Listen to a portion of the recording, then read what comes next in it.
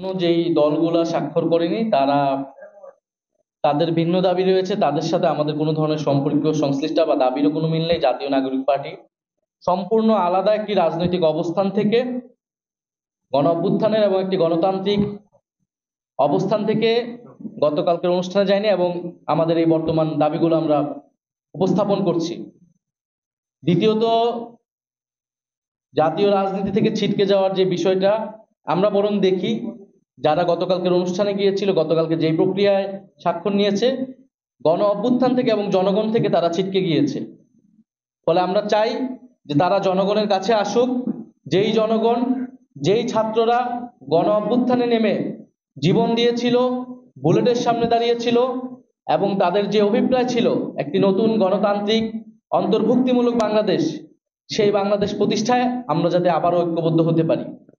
আরেকটি কথা যেটি বললেন, দেখেন ছবিতে কে আসলো না আসলো, আমরা আসলাম কি আসলাম না, এটা নিয়ে আমাদের কোনো মাথা ব্যথা নেই।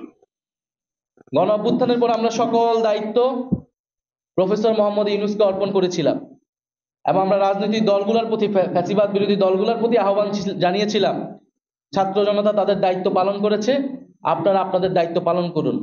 একটি নতুন গণতান্ত্রিক বাংলাদেশ আমাদেরকে উপহার দিন, সাংবিধানিক সংস্কার করুন, দেশের অর্থনৈতিক সংস্কার করুন, জাতীয় সরকার গঠনের মাধ্যমে ঐক্যবদ্ধ ভাবে দেশকে নেতৃত্ব দিন, পরিচালনা দিন।